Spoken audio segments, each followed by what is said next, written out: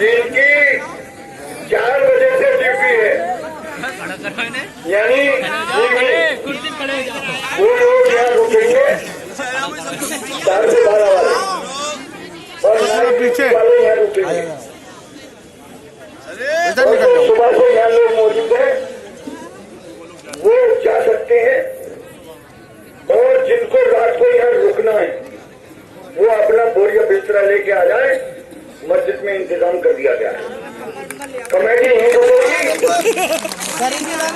और ये हमारी माँ बहनें जो सुबह से यहाँ अपने बच्चों को छोड़े हुए हैं, हम उनसे गुजारिश करेंगे कि वो सुबह को फिर आ जाए। अब जो चूंकि धरने का आखिरी खुतबा होता है, उसके बाद स्ट्राइक जारी रहेगी, माइक बंद हो जाएगा। मगरिब की नमाज के बाद आप लोग अपने अपने सोने के इंतजाम से खाना खा के यहीं आ जाइएगा। ये जैसे लगा हुआ है ये वैसे ही लगा रहेगा और स्ट्राइक जारी रहेगी। तो हाथ उठवाने की कोई जरूरत नहीं, जिसे आना होगा वो आएगा। बहरहाल हमें तो यहाँ रहना है, क्योंकि हमारी जिम्मेदारी है, हमारा नोटिस है कि इंडेफिनिट स्ट्राइक है, तो हम पूरी रात नहीं जाएंगे। और सुबह को इंशाअल्लाह ताला जैसे आज स्ट्राइक हुई है, कल भी अपने कार्यस्थल पर कोई नहीं जाएगा। न बिल्डिंग डिपार्टमेंट का स्टाफ जाएगा, न मेडिकल का जाएगा, न ट्रामा सेंटर का जाएगा। जैसे चल रही है वैसी चलेगी। और एक बात सुन लीजिए, न हॉल का स्टाफ जाएगा। देखो साथियों, मैंने कहा ना कि ये आखिरी जंग है, बस उसके बाद कुछ नहीं है। तो इंडेफिनिट स्ट्राइक, इंडेफिनिट का मतलब है कि इन कंटिन्यूएशन है वो। इसलिए कोई भी आदमी अपने कार्यस्थल पर नहीं जाएगा, न डिपार्टमेंट का जाएगा, न हॉलों को जाएगा, और न ट्रामा सेंटर का, न मेडिकल का, न चिड़िया कॉलेज का। जैसे आज आए हो कल भी ऐसे ही आना है। कलेक्टर ऑफिस की 3 शिफ्टें, मेडिकल की 3 शिफ्टें, यहाँ शिफ्ट ड्यूटी है, वो लोग यहीं रहेंगे। सुन लीजिए, साइन करें। बस देखिए, जो आईसीयू और जो वेंटिलेटर का स्टाफ है उसको हमने एग्जाम कर दिया है, ठीक है। बाकी किसी के लिए कोई एग्जामेशन नहीं है। सारी एसेंशियल सर्विसेज जैसे आज बंद रही हैं, कल भी ऐसी बंद रहेंगी, परसों भी ऐसी बंद रहेंगी, और ये 11 तारीख तक ऐसे ही चलेगा। और अगर ये नहीं माने तो 12 तारीख से रिले हंगर स्ट्राइक होगी, जिसमें पहले मैं बैठूंगा। उसके बाद जब तक अल्लाह ने इसमें जान दी है, जब तक यहाँ रहूंगा, उसके बाद अगर लिखती है तो बंद कर जाना, लेकिन घबराने की घबराना मत ही। देखिए कमेटी के 2 लोग, हामिद की वालदा का इंतकाल हुआ, उनके यहाँ एक हादसा है। दूसरा शादिया पुरुष का पैर टूट गया, उसका ऑपरेशन हुआ। लेकिन सातों कमेटी के लोग, 9 लोग, मतलब 2 लोग वो भी हैं, लेकिन क्योंकि हादसा की वजह से वो आज नहीं आए। इंशाअल्लाह ताला हामिद साहब कल आएंगे। शादिया का क्योंकि ऑपरेशन हुआ है, लेकिन मैंने उससे अभी जब बात करी थी, मैंने यही कहा कि दिल तो तुम्हारा धरने पर था, जिसम जरूर तुम्हारा बिस्तर पे था। तो साथियों देखो, ये आखिरी लड़ाई है। ये मत सोचना ये 1 दिन, 2 दिन, 3 दिन, 4 दिन, और 4 दिन के बाद हंगर स्ट्राइक टिल डेथ। देखो मैंने एक बात कह दी है कि इंशाअल्लाह ताला हंगर स्ट्राइक पे बैठूंगा अगर इन्होंने नहीं माना। और शर्त मेरी देखो, शर्त यही है कि या तो ये मान जाए, और नहीं मानेंगे तो बता रहा हूं मनने के बाद भी इनका जी का जंजाल बन जाऊंगा। बता रहा हूं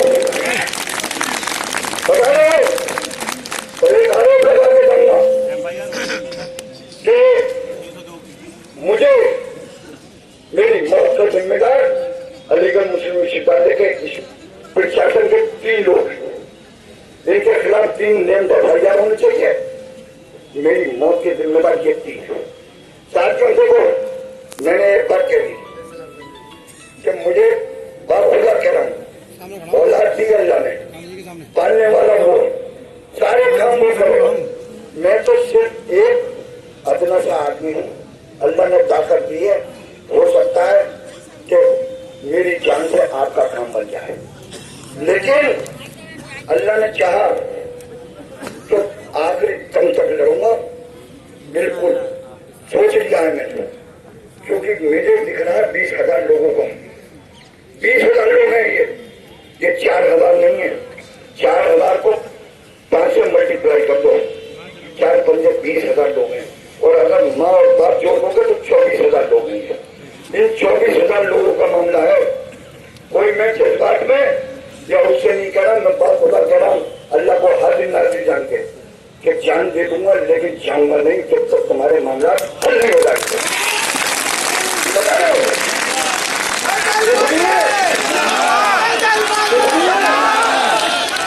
मीडिया के लोग भी हैं, यहाँ आईटी के लोग भी हैं, और यहाँ सीबीआई के लोग भी हैं, और यहाँ लोकल इंटेलिजेंस के लोग भी हैं। अभी मेरी एएसपी जो उस दिन आए थे जैन साहब, उनका टेलीफोन आया था। मैंने कहा सर एक बात सुनिए, हमारी इंडेफिनिट स्ट्राइक है, ये लगातार चलेगी। व्यवस्था बनाना अलीगढ़ मुस्लिम विश्वविद्यालय के प्रशासन का काम है। ये सिर्फ मजे मारने के लिए कुर्सी पर बैठे रहेंगे ऐसा नहीं होगा, क्योंकि हमारे लोग जब सड़कों पर है तो इन्हें भी व्यवस्था बनाने के लिए अपने कमरों से निकलकर व्यवस्था बनानी पड़ेगी। और उन्हें पिराई हो गई है पानी की, पीने तक का पानी नहीं है।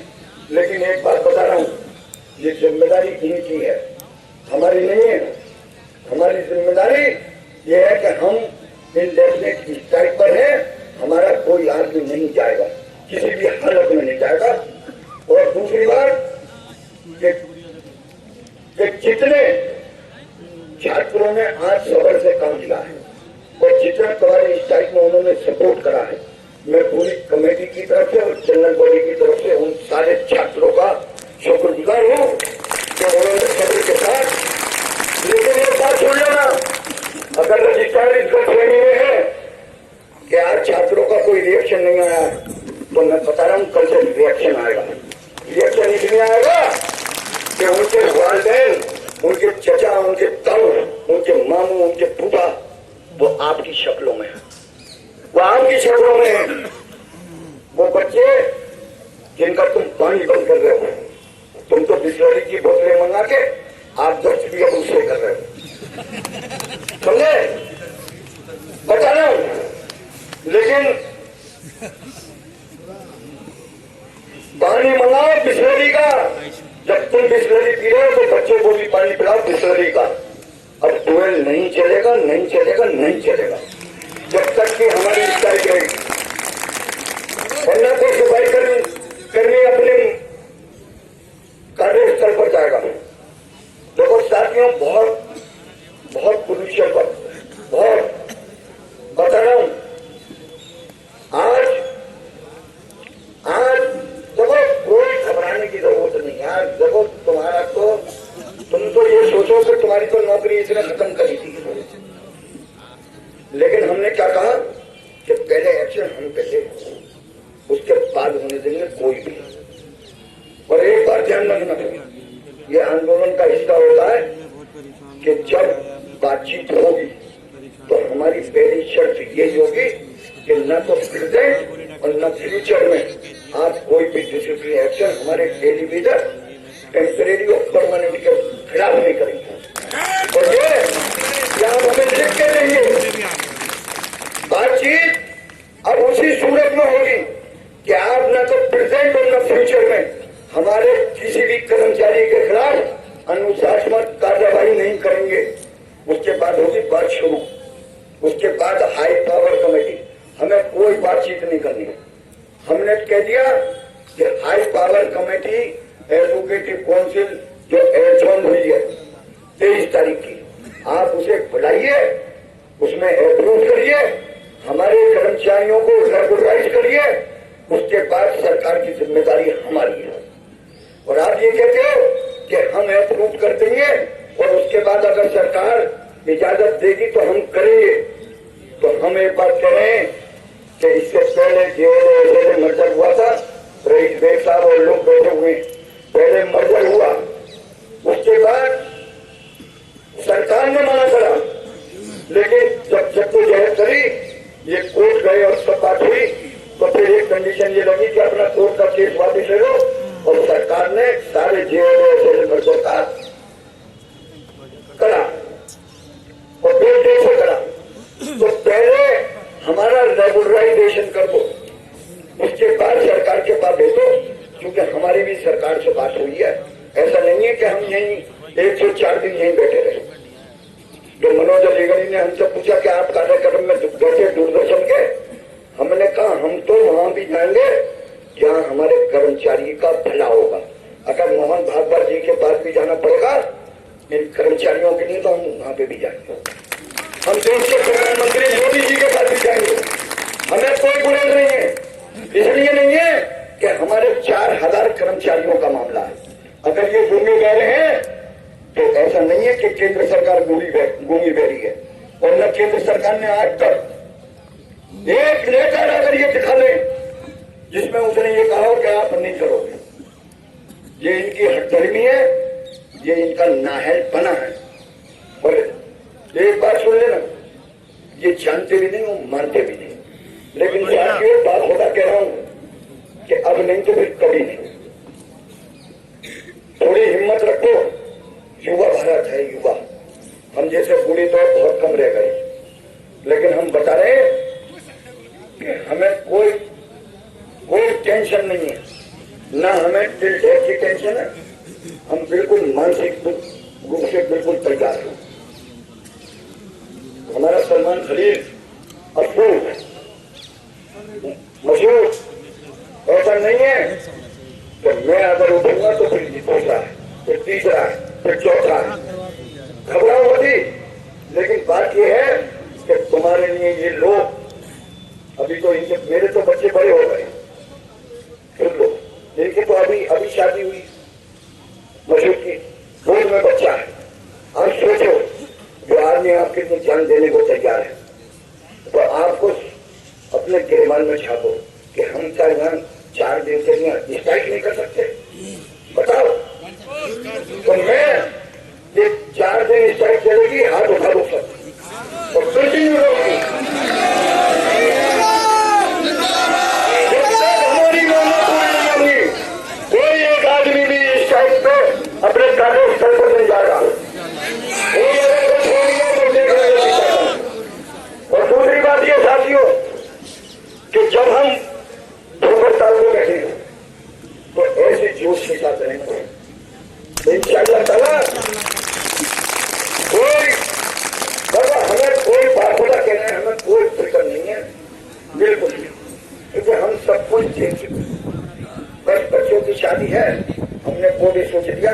क्या मैंने इससे पहले कहा कि जब ये 3 बच्चों तो सब जिम्मेदार वो है, वो जिम्मेदार है, उसको मानो।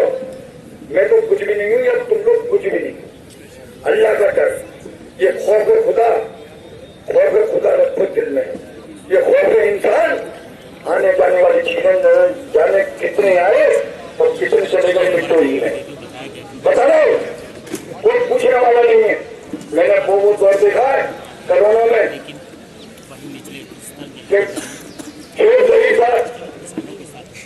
जिस दिन उनका इंतकाल हुआ तो बारिश झमाझम हो रही थी। मैंने बारिश में उन्हें गुस्ल कराया। उनके सारों से शादाब साहब मेडिसिन के चेयरमैन थे। मैं इबरत हासिल करनी चाहिए। कोरोना काल में एक आदमी बीमार हुआ, नॉन टीचिंग का। अल्लाह उन्हें, शादाब साहब से मेरे बहुत बढ़िया मामला थे, अल्लाह उन्हें जन्नत नसीब करे, लेकिन उन्होंने उस आदमी को छुट्टी नहीं दी कि ये कह के कि एक बार सुन लीजिए, कोई छुट्टी नहीं मिलेगी, कोरोना काल चल रहा है। अल्लाह की ऐसी पकड़ आई और उनका इंतकाल हो गया। वो आदमी आज भी मौत में हो, समझे? कुछ उनका भी कराया, पूरी किट पहन के आ गए थे। मैंने कहा हटो, मैं कराऊंगा। मैंने सैकड़ों करा के, मुझे मौत से डर नहीं बिल्कुल भी।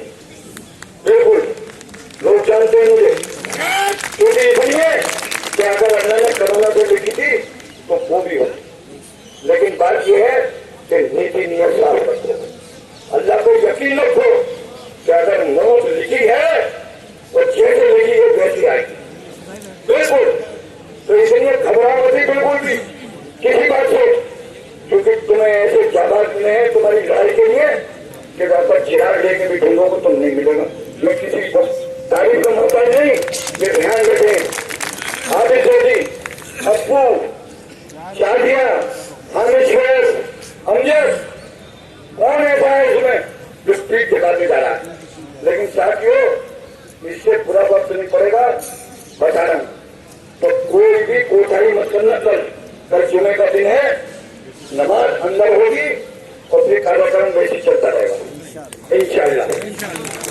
अल्लाह हाफिज़।